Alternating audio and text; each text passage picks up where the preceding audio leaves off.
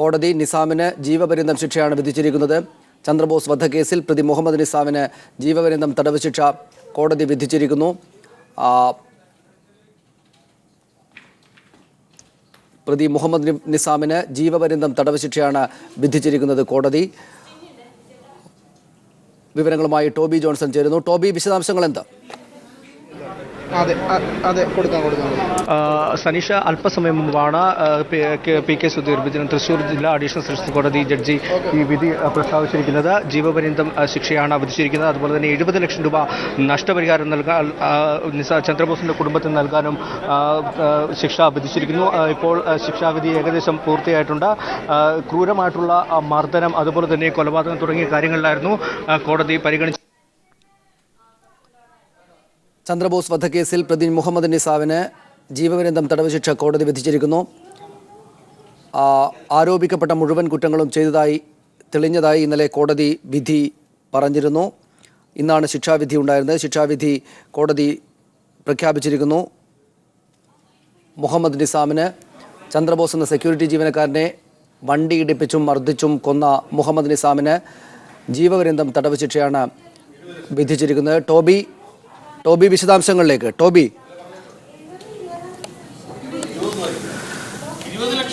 കൊലപാതകം, മാരകമായി മുറിവേൽപ്പിക്കൽ, വധഭീഷണി, പരിക്കേൽപ്പിക്കൽ, മർദ്ദനം, സാമഗ്രികൾ നശിപ്പിക്കൽ, അതിക്രമിച്ചു കടക്കൽ എന്നീ വകുപ്പുകൾ പ്രകാരം കുറ്റക്കാരനാണ് പ്രതി എന്ന് ഇന്നലെ തന്നെ ജഡ്ജി കെ.പി. സുധീർ കണ്ടെത്തിയിരുന്നു. ഇന്നിപ്പോൾ ജീവപര്യന്തം തടവ് ശിക്ഷയാണ് നിസാമിന് വിധിച്ചിരിക്കുന്നത്. കൂടുതൽ വിവരങ്ങളുമായി ടോബി ജോൺസൺ ചേരുന്നു. ടോബി, വിശദാംശങ്ങൾ. നൽകിയിട്ടില്ല, ജീവപര്യന്തമാണ് നൽകിയിരിക്കുന്നത്. അതുപോലെ തന്നെ നഷ്ടപരിഹാരം 70 ലക്ഷം രൂപയാണ്. അതിൽ 50 ലക്ഷം രൂപ കുടുംബത്തിന് നൽകണമെന്നും ജഡ്ജി പറഞ്ഞിരിക്കുകയാണ്. ഏതായാലും ഇതിന്റെ വിശദാംശങ്ങൾ, കോടതിയിലെ വിശദാംശങ്ങൾ നൽകുന്നതിന്റെ നിതീഷ് ബാലൻ ഇപ്പോൾ നമ്മളോടൊപ്പം ഉണ്ട്. നിതീഷിനോട് തന്നെ കൂടുതൽ ചോദിക്കാം. നിതീഷ്, എന്തൊക്കെയായിരുന്നു കോടതി പ്രധാനമായും 302 വകുപ്പ്, അതായത് കൊലപാതക കുറ്റത്തിന് മാത്രമാണ് കോടതി വിധി പറഞ്ഞിരിക്കുന്നത്. അതായത് 302 വകുപ്പിന് ജീവപര്യന്തം തടവും ഒപ്പം തന്നെ 70 ലക്ഷം പിഴയും. ഈ 70 ലക്ഷത്തിൽ 50 ലക്ഷം കൊലപ്പെട്ട ചന്ദ്രബോസിന്റെ കുടുംബത്തിന് നൽകാനാണ് കോടതി വിധിച്ചിരിക്കുന്നത്. ഒപ്പം തന്നെ 506(1) ഇതിൽ, അതായത് വധഭീഷണി, ഈ കുറ്റത്തിന് 3 വർഷം തടവിനാണ് കോടതി ഇപ്പം വിധിച്ചിരിക്കുന്നത്. ബാക്കിയുള്ള വകുപ്പുകൾക്കുള്ള വിധിപ്പകർപ്പ് വന്നാൽ മാത്രമേ പറയാൻ പറ്റുകയുള്ളൂ. കാരണം ബാക്കിയുള്ള വകുപ്പുകളുടെ എന്തൊക്കെയാണ് ശിക്ഷ എന്ന് വിധിപ്പകർപ്പ് കിട്ടിയാൽ മാത്രമേ നമുക്ക് പറയാനാവൂ. കാരണം അല്പസമയത്തിനകം വിധിപ്പകർപ്പ് നമുക്ക് ലഭ്യമാകും. അതിനുശേഷം മാത്രമേ നമുക്ക് വിശദാംശങ്ങൾ പറയാനാവൂ. ഏതായാലും അല്പസമയത്തിനകം നിസാം പുറത്തേക്ക് ഇറങ്ങും. ഒപ്പം തന്നെ മറ്റ് പബ്ലിക് പ്രോസിക്യൂട്ടറും ഇങ്ങോട്ടേക്ക് ഇറങ്ങുമെന്നാണ് കരുതുന്നത്. ഏതായാലും പ്രധാനമായും പറയാനുള്ളത് കൊലപാതക ശ്രമം, ഇതാണ് പ്രധാനപ്പെട്ടത്. 9 കുറ്റങ്ങളാണ് തെളിഞ്ഞിരിക്കുന്നത്. ഇതിൽ 302 വകുപ്പിന് കൊലപാതകം, ഇതിന് ജീവപര്യന്തം തടവും 70 ലക്ഷം പിഴയും കോടതി വിധിച്ചിരിക്കുന്നു. ഇതാണ് നമുക്ക് പറയാനുള്ളത്. സനീഷ്, വ്യക്തമാണ്, പ്രോസിക്യൂഷൻ ഇന്നലെ വാദിച്ചിരുന്നത് 302 വകുപ്പ് പ്രകാരം പരമാവധി ശിക്ഷ, അതായത് വധശിക്ഷ നൽകണമെന്നായിരുന്നു പ്രോസിക്യൂഷന്റെ വാദം. എന്നാൽ അത് കോടതി അംഗീകരിച്ചിട്ടില്ല.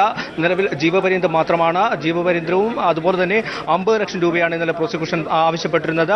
അത് 70 ലക്ഷം രൂപയായി ഉയർത്തിയിട്ടുണ്ട്. ഇത്തരത്തിലാണ് വിധി വന്നിരിക്കുന്നത്. ഇനി കൂടുതൽ വിവരങ്ങൾ വരാനുണ്ട്.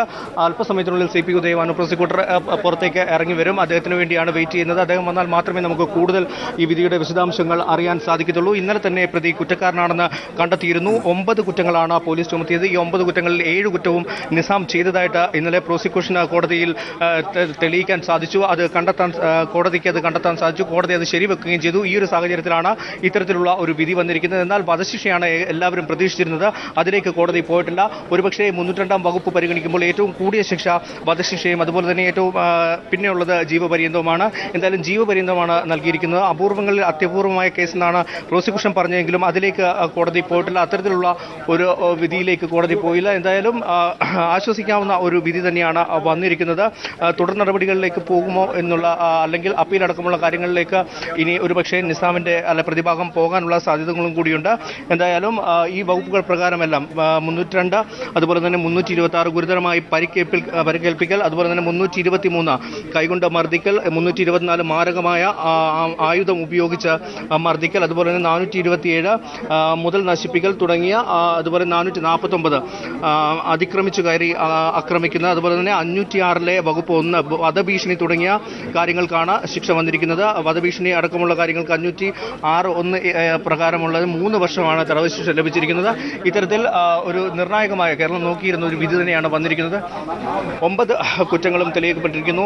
നമുക്കറിയാം 79 ദിവസം നീണ്ടുനിന്ന ശിക്ഷാവിധിയാണ് അല്ലെങ്കിൽ വിചാരണയാണ് നടന്നത്. ഇതിൽ 111 സാക്ഷികളെ ഹാജരാക്കി, അതിൽ 22 പേരുടെ വിചാരണ നടത്തി. അതുപോലെ തന്നെ പ്രതിഭാഗം ടോബി, പ്രോസിക്യൂഷൻ എന്തായിരുന്നു കോടതിയിൽ ആവശ്യപ്പെട്ടിരുന്നത്?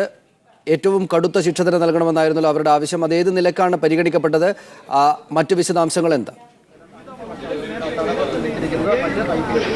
സനിഷ, പ്രോസിക്യൂഷൻ ആവശ്യപ്പെട്ടത് ഇത് അപൂർവങ്ങളിൽ അപൂർവമായൊരു കേസാണ്. മുൻവൈരാഗ്യങ്ങളൊന്നുമില്ലാതെ തന്നെ ഒരാളെ ഇത്തരത്തിൽ, അതായത് ആയുധമില്ലാതെ നിരായുധനായി നിന്ന ഒരാളെ ആക്രമിക്കുക, അതുപോലെ വാഹനം ഇടിപ്പിക്കുക, അതുപോലെ തന്നെ വലിച്ചിഴിച്ചു കൊണ്ടുപോയി മാരകമായ ആയുധം ഉപയോഗിച്ച് ആക്രമിക്കുക, അദ്ദേഹത്തെ അവശനിലയിലായിട്ടും ചികിത്സ നിഷേധിക്കുക തുടങ്ങിയ വാദങ്ങളായിരുന്നു പ്രോസിക്യൂഷൻ ഉന്നയിച്ചത്. ഇതെല്ലാം ഇന്നലെ തന്നെ ശരിവെക്കുന്ന ഒരു സാഹചര്യവും ഉണ്ടായിരുന്നു.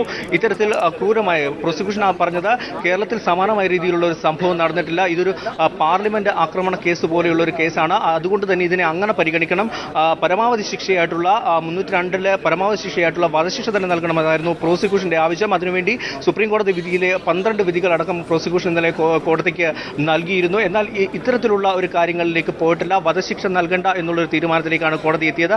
ഇപ്പോൾ ജീവപര്യന്തമാണ് പ്രോസിക്യൂഷൻ കോടതി വിധിച്ചിരിക്കുന്നത്. പ്രോസിക്യൂഷന്റെ ആ വാദങ്ങളിൽ വധശിക്ഷ വേണമെന്നുള്ള വാദത്തിലേക്ക് കോടതി കടന്നിട്ടില്ല. അതോടൊപ്പം തന്നെ വിശദാംശങ്ങളിലേക്ക്. ചന്ദ്രബോസ് വധക്കേസിൽ മുഹമ്മദ് നിസാമിന് ജീവപര്യന്തം തടവ് ശിക്ഷ വിധിച്ചിരിക്കുന്നു കോടതി. കൊലപാതകം, മാരകമായി മുറിവേൽപ്പിക്കൽ, വധഭീഷണി, പരിക്കേൽപ്പിക്കൽ, സാമഗ്രികൾ നശിപ്പിക്കൽ, അതിക്രമിച്ച് കടക്കൽ എന്നീ വകുപ്പുകൾ പ്രകാരം പ്രതി കുറ്റക്കാരനാണെന്ന് ഇന്നലെ തന്നെ ജഡ്ജി KP സുധീർ കണ്ടെത്തിയിരുന്നു, ശരിവെച്ചിരുന്നു. ഇന്നിപ്പോൾ ജീവപര്യന്തം തടവ് ശിക്ഷയാണ് അദ്ദേഹത്തിന് വിധിച്ചിരിക്കുന്നത്. വധശിക്ഷ നൽകണം നിസാമിന് എന്ന അഭിപ്രായമായിരുന്നു, എന്ന ആവശ്യമായിരുന്നു പ്രോസിക്യൂഷന് വേണ്ടി ഹാജരായ അഭിഭാഷകർ നടത്തിയിരുന്നത്. എന്നാൽ ജീവപര്യന്തം തടവ് ശിക്ഷയാണ് നൽകിയിരിക്കുന്നത്. 2015 ജനുവരി 29 പുലർച്ചെ തൃശൂർ പുഴക്കൽ ശോഭാ സിറ്റിയിൽ സെക്യൂരിറ്റി ഡ്യൂട്ടിയിലായിരുന്ന കാരമുക്ക് കാട്ടുങ്ങൽ ചന്ദ്രബോസിനെ ശോഭാ സിറ്റിയിലെ താമസക്കാരനായ ഇയാൾ, മുഹമ്മദ് നിസാം എന്ന ഇയാൾ, ഗേറ്റ് തുറന്നു കൊടുക്കാൻ താമസിച്ചതിൻ്റെ പേരിൽ ആക്രമിക്കുകയും ദേഹത്ത് ഹമ്മർ വാഹനമിടിച്ച് കൊല്ലുകയും ചെയ്തു എന്നാണ് കേസ്.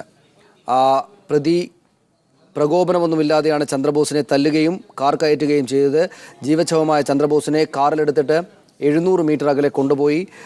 ചന്ദ്രബോസ് ഞരങ്ങുന്നത് കണ്ട് ഈ പട്ടി ചത്തില്ലേ എന്ന് ചോദിച്ച് ബൂട്ടിട്ട കാലുകൊണ്ട് നെഞ്ചിലും തലയിലും ആഞ്ഞ് ചവിട്ടുകയൊക്കെ ഉണ്ടായി എന്ന് കേസ് വിചാരണയ്ക്കിടെ പ്രോസിക്യൂഷൻ കോടതിയെ ബോധിപ്പിച്ചിരുന്നു. ഇക്കാര്യങ്ങളെല്ലാം തെളിയുകയും ഇവ ശരിവെക്കുകയും ചെയ്തിരുന്നു കോടതി ഇന്നലെ.